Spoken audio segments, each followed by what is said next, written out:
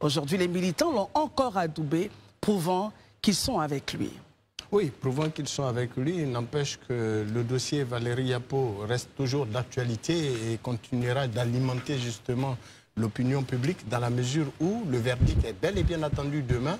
Et je pense humblement que c'est pour d'ailleurs contourner cette procédure judiciaire que M. Tidiane Thiam a dû donc rendre sa démission pour repartir sur de nouvelles bases, donnant ainsi donc pour nous raison à Valérie Yapo, dans la mesure où elle contestait donc sa qualité de président du parti, du simple fait qu'il ne remplissait pas les conditions pour être éligible à la tête du parti. Elle lui reprochait de n'avoir pas été ivoirien au moment où il était candidat à la tête du parti. Et elle lui reprochait également de n'avoir pas rempli les conditions relatives justement à la question de la présence au sein donc de l'appareil étatique et plus particulièrement au niveau du bureau politique. Et donc, il faut 10 ans de présence au bureau politique. Elle disait que M. Tidiane Thiam, parce qu'elle-même, Valérie Yapo, est membre du bureau politique depuis des lustres. Et donc, elle s'opposait également à sa candidature pour la simple raison qu'il n'était pas à jour de ses cotisations. Et bien évidemment, il était de bonne loi pour M. Tidiane Thiam donc, de rendre sa démission et de porter une nouvelle candidature après s'être débarrassé donc de sa nationalité française et d'avoir acquis définitivement, au dire d'ailleurs des gouvernants ivoiriens, de l'administration ivoirienne, d'avoir acquis désormais la nationalité ivoirienne exclusivement. Et donc nous attendons que l'État lui confère justement cette nationalité en lui offrant les documents qui vont avec, en lui délivrant les documents qui vont avec. Or, à l'état actuel des choses, nous savons qu'il a fait une demande de certificat de nationalité qui ne lui a pas été encore accordé. Donc nous nous demandons avec quel document est-il allé à ce congrès. On nous fait savoir que allez-y, le comité donc, qui a organisé cette élection est dirigé par Ezalé, a exempté justement les différents candidats sur les questions donc, des documents qu'ils devraient produire. Or, les statuts du parti imposent d'être ivoirien. Et pour faire la preuve d'être ivoirien, il faut avoir ces documents. Mais les statuts et règlements intérieurs du parti ne donnent aucun pouvoir également au comité d'organisation des élections d'exempter un candidat de ses pièces d'identité, de ses pièces qui attestent de sa nationalité ivoirienne. Alors, nulle part dans les statuts, nous l'avons lu, nulle part dans les règlements intérieurs, il est dit que le comité en charge d'organiser les élections pouvait exempter les candidats, les différents candidats à la présidence du parti. En la matière, ça a été fait. Et puis, il est bon de rappeler qu'aujourd'hui... Nous craignons fort que cela ne suscite pas encore d'autoplainte au sein de l'appareil, puisque des voix s'élèvent au sein de l'appareil du pouvoir, du PDCI, pour dénoncer justement cette pratique, dont par exemple ceux des militants de Bouaké. Très bien. Alors, il faut rappeler qu'aujourd'hui, contrairement à la première élection, aujourd'hui, il est pleinement ivoirien. Oui, ça ne fait l'ombre d'aucun doute. Voilà. Maintenant, il est question de lui donner les documents qui vont avec. Très bien. On a eu donc votre point, votre analyse, Marius. Regardons, Élisée, avec vous, votre commentaire justement de la situation. Il est réélu. On ne peut pas douter que les militants du PDCI sont avec leur président. Ils l'ont prouvé, 99,77% de voix.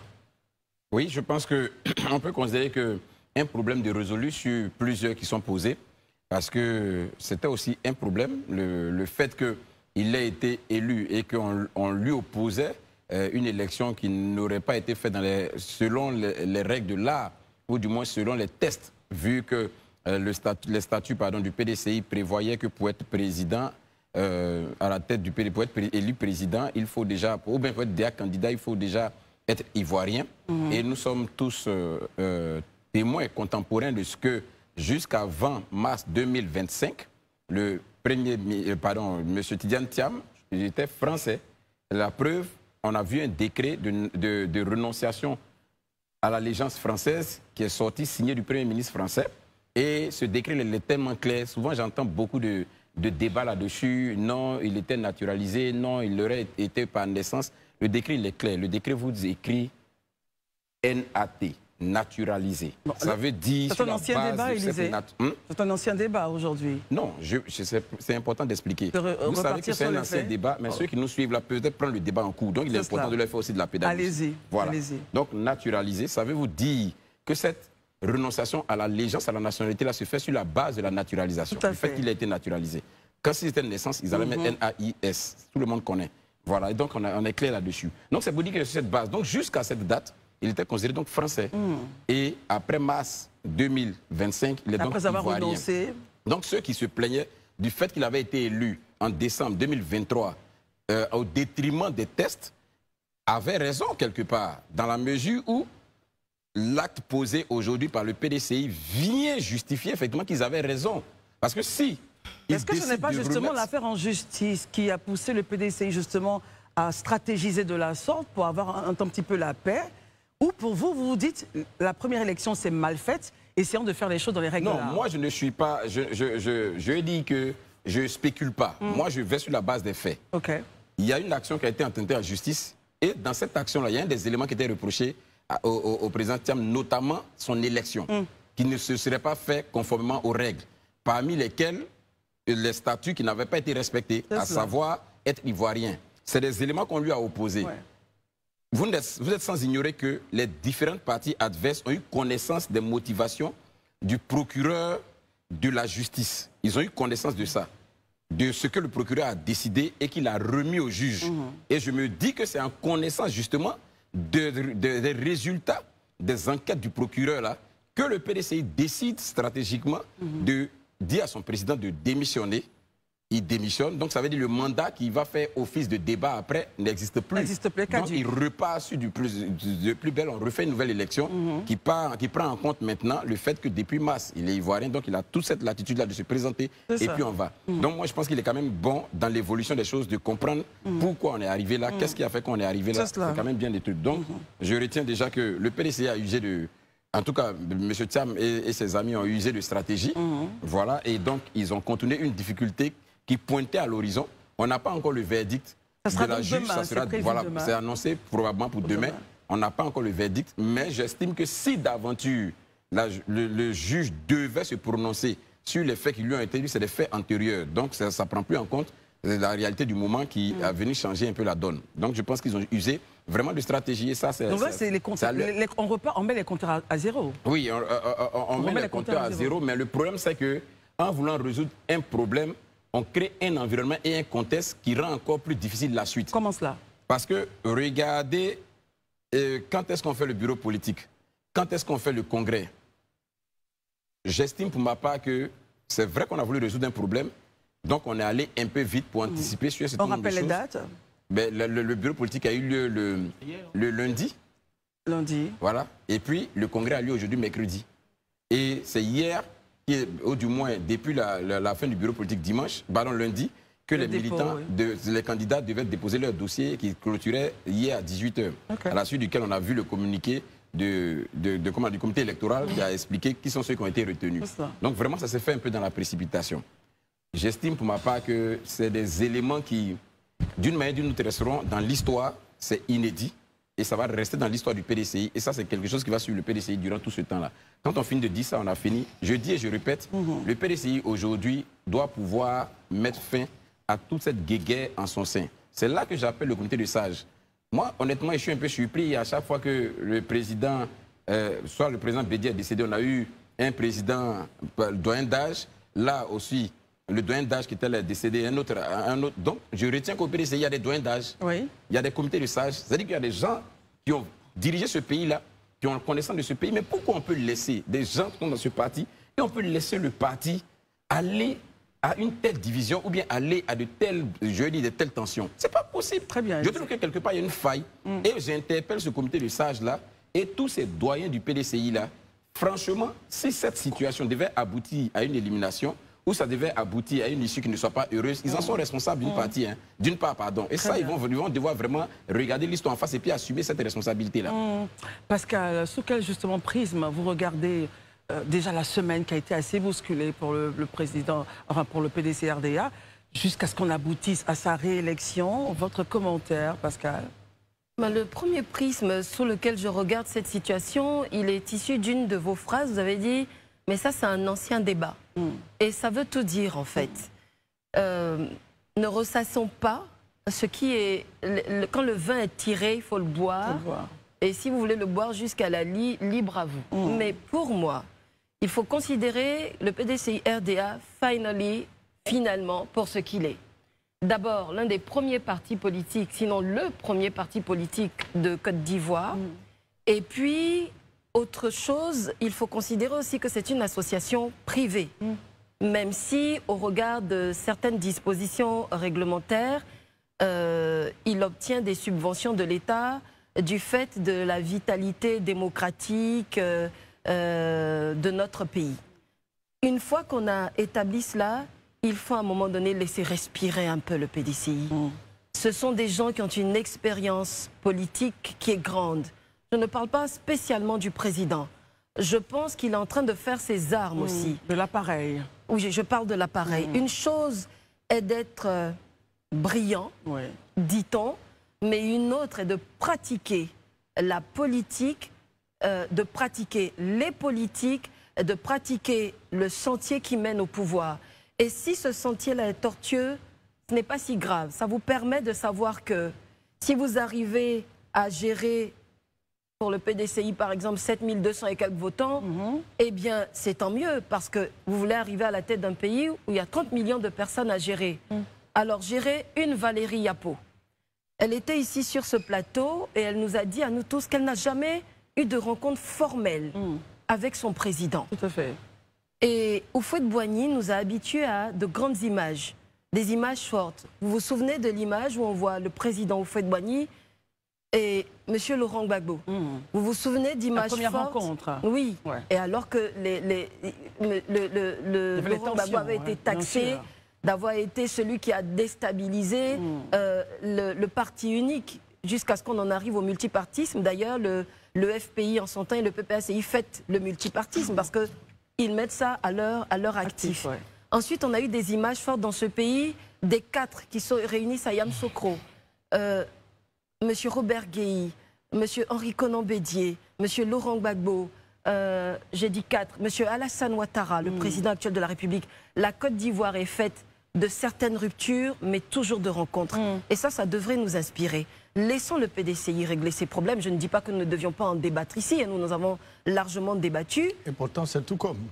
Nous en avons largement débattu. Mais aujourd'hui, moi, ce que je veux savoir, c'est ce que propose le candidat du PDCI sur la fiscalité, sur l'éducation, Daouda le dit si souvent, sur la poursuite des infrastructures, sur faire mieux que celui qui est là. Parce qu'on ne va pas changer d'équipe, parce qu'il faut changer d'équipe. L'alternance pour l'alternance, ça ne m'intéresse pas. Ce qui m'intéresse, c'est l'alternance pour mieux au regard d'un programme, au regard aussi de faits d'armes. C'est-à-dire que dans le microcosme où tu étais, comment tu t'es comporté, quels sont tes faits d'armes pour que je puisse te croire ici, parce que tu feras mieux à l'échelle nationale. Très bien. Merci beaucoup, Pascal, de votre point. Daouda, vous réagissez là-dessus. On vous écoute et puis on fera notre tour de table. Alors, votre commentaire, Daouda? Déjà, je pense que le PDCI depuis un bon bout de temps, je pense que l'une des meilleures stratégies que le PDCI a pu mettre en place, c'est cette stratégie-là. Parce qu'Élisée le disait tout à l'heure, sûrement qu'ils ont vu le contenu du dossier, de la plaidoirie du procureur. Donc, ils se disent qu'ils connaissent plus ou moins la sentence qui va tomber sûrement demain. Donc, du coup, ils ont opté pour une nouvelle stratégie. Donc, ayant opté pour cette nouvelle stratégie-là, techniquement, je veux dire, si la sentence du juge tombe demain, techniquement, ça n'aura véritablement pas... La sentence tombera pour la première affaire, la première présidence. Oui, donc pour la deuxième, y a pas, ça n'a plus véritablement le même effet. Maintenant, le problème, c'est qu'aujourd'hui, Tidiane Thiam candidat... Marius n'a pas l'air d'accord, mais allez-y, et puis après, on l'aura son point. Il n'y a aucun problème. Je veux dire, si la sentence tombe demain, finalement, il n'y a rien, il est président. Maintenant, la question est... Il n'y a rien, ça veut dire quoi, justement? Je veux dire, il est président du PDCI, parce qu'il y a eu une première affaire, un premier procès pour nullité de tous les actes qui ont été posés par M. Tidiane Thiam. Voilà. C'est de ça que je parle. Voilà. Là, il a démissionné. Puisque l'État ivoirien, lorsqu'il a renoncé à sa nationalité, je pense que le DCAP, lors de sa conférence de presse, a clairement stipulé devant toute la nation que dès l'instant qu'il a renoncé à sa nationalité française, il devenait systématiquement ivoirien. Et nous l'aurons en deuxième partie, Voilà. justement. Si il est devenu automatiquement ivoirien, je pense que il profite de ça, demander pour démissionner. Comment on appelle ça, le bureau politique du PDCI constate sa démission et finalement, ils vont à des élections, il est élu président. Que le score soit soviétique ou pas soviétique, c'est pas ça le plus important. Il a été élu à la grande majorité. Ouais. Ça, c'est le premier point.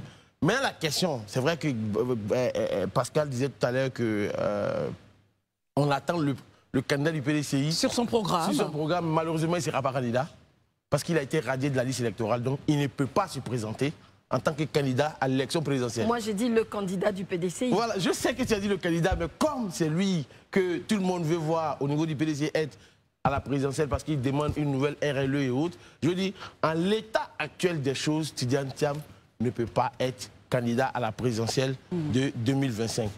J'ose espérer, comme ils ont opté pour une stratégie, moi, si j'ai un conseil peut-être à donner, ça aurait été moi, militant du PDCI, j'aurais demandé peut-être à Tidiane Thiam d'utiliser ce qu'on appelle la stratégie de la main de fer dans un gant de velours. C'est-à-dire, Daouda?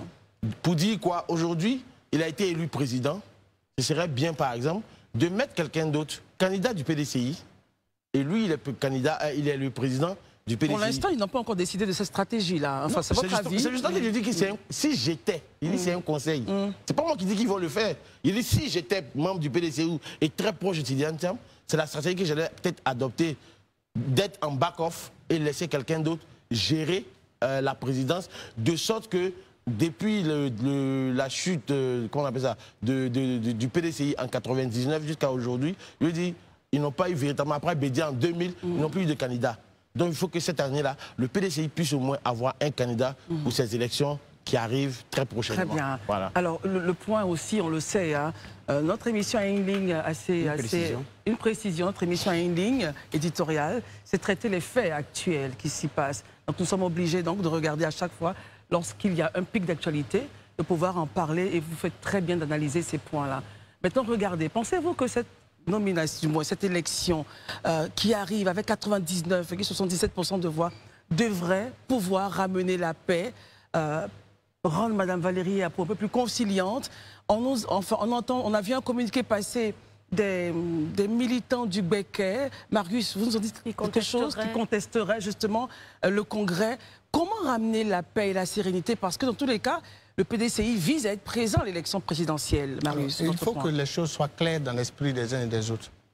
Nous autres ne sommes ni militants du PDCI, encore moins militants d'aucun de nos partis politiques. Nous sommes sur ce plateau, nous faisons des analyses et des points de vue que nous donnons sont des points de vue personnels.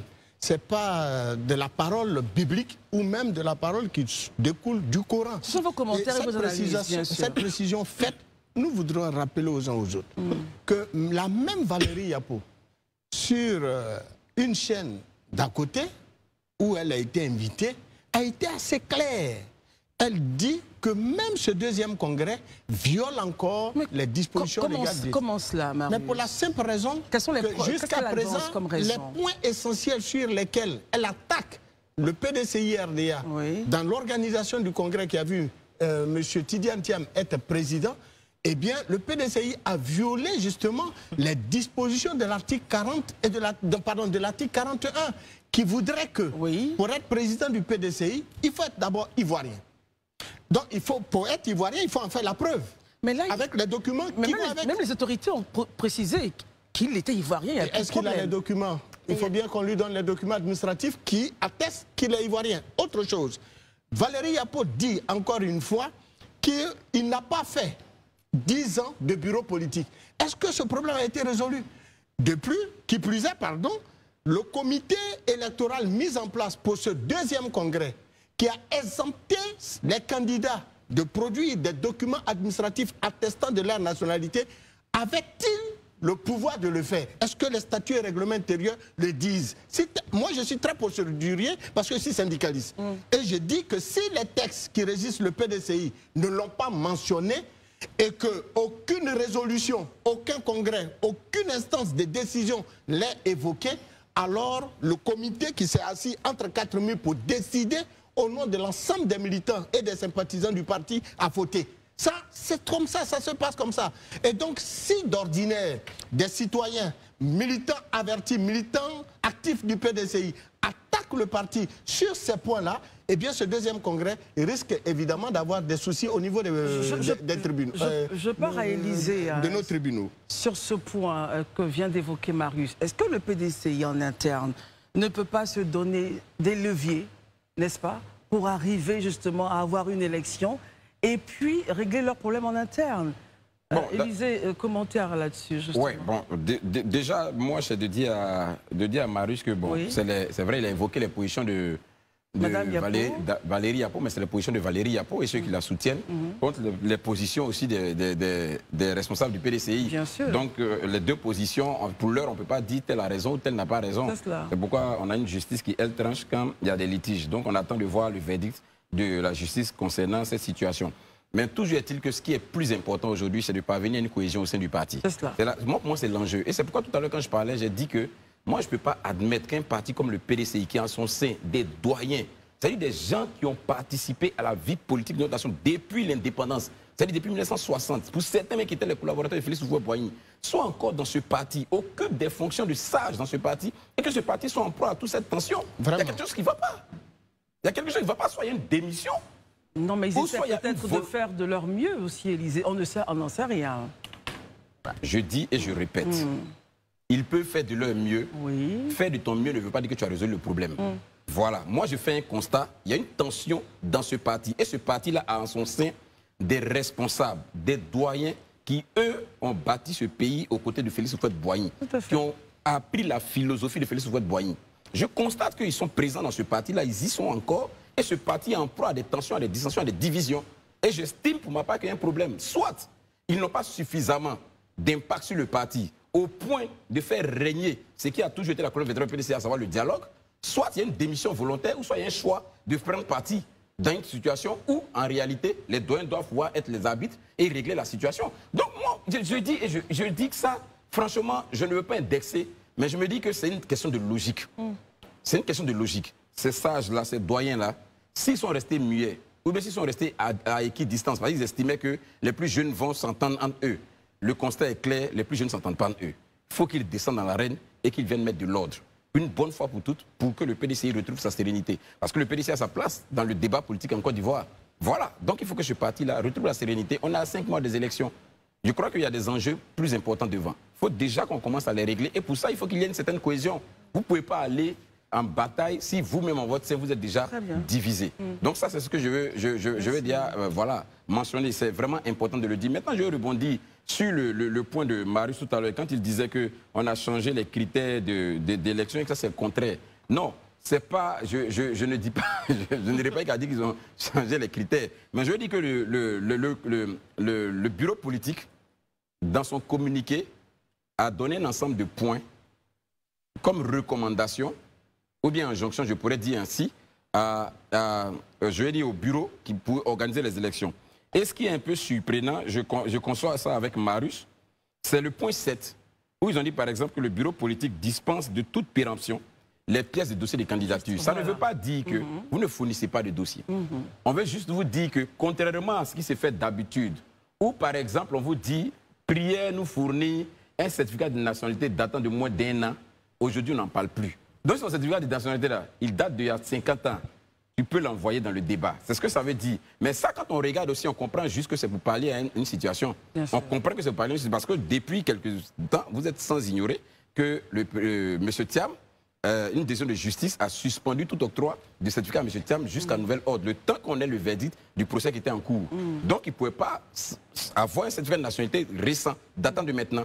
Donc, je crois que cette disposition-là, voilà, cette disposition a été prise pour lui permettre de pouvoir candidater. Donc, on pourrait dire que c'est un les conditions d'éligibilité taillées à sa mesure. En fait. On pourrait dire que c'est un mesure. On pourrait dire que c'est un mesure. Ça peut faire l'objet d'interprétation. Mais juste, je note que voilà ce qui a été dit dans le communiqué final comment on appelle ça, du bureau politique. Très bien, messieurs. Avec Pascal et Daouda, on aura 2 minutes. Chacun aura 1 minute Avant de passer au Mali, Pascal. Oui, moi je voudrais abonder dans le sens de l'Élysée, mais très rapidement, non pas sur le comité des sages, qui certainement prend ses responsabilités au niveau de toute cette affaire, mais au niveau du président. Si je ne m'abuse, je pense que la présidence est la plus haute instance.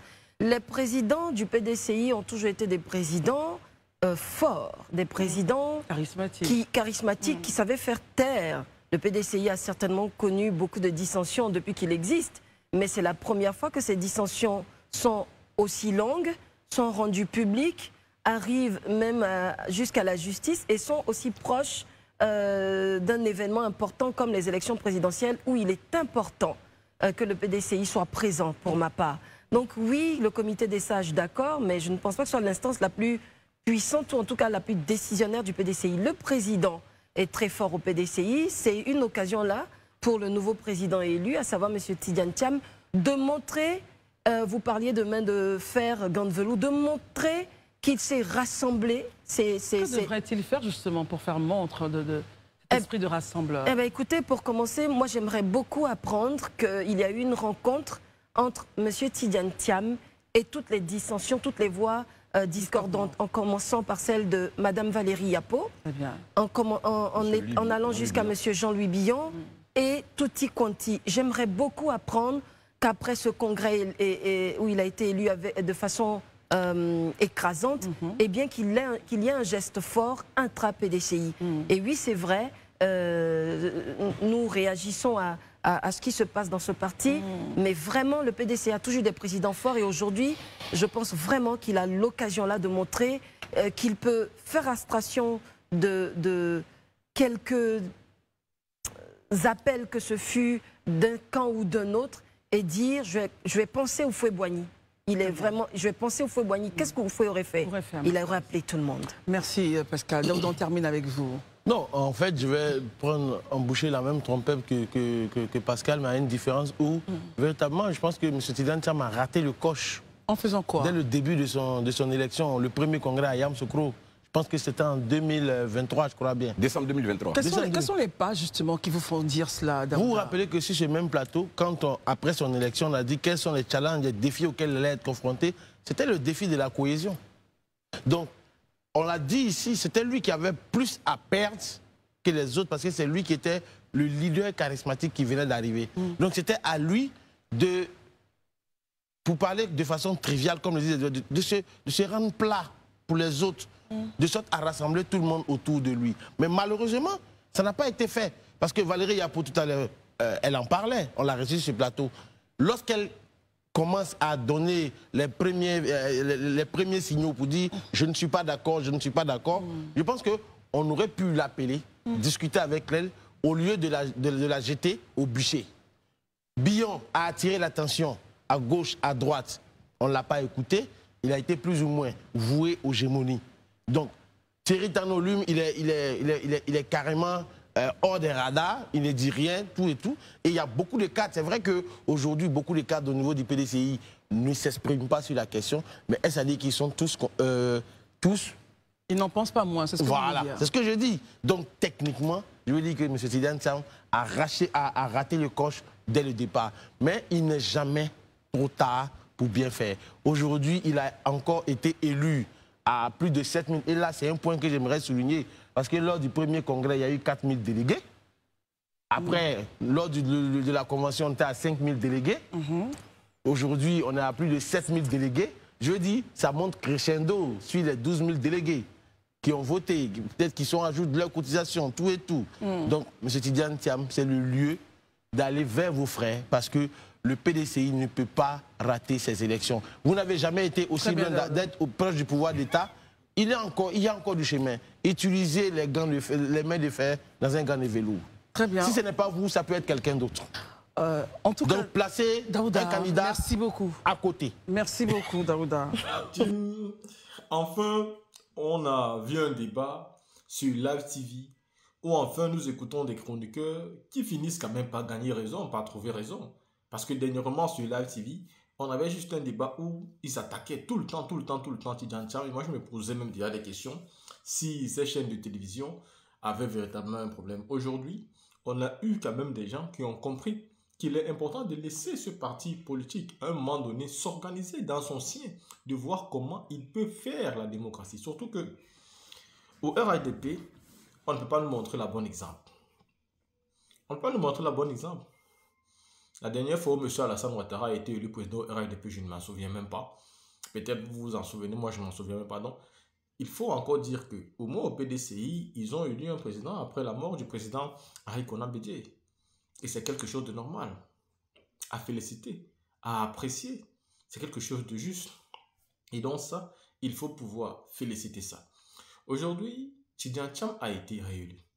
Et on ne peut pas se dire qu'avec tous les sages qu'il y a au sein du PDC-RDA, avec tous les avocats qu'il y a au sein du PDC-RDA, avec tous les juristes qu'il y a au sein de ce parti, personne n'a pu réfléchir pour voir ce qui est juste et ce qui n'est pas juste.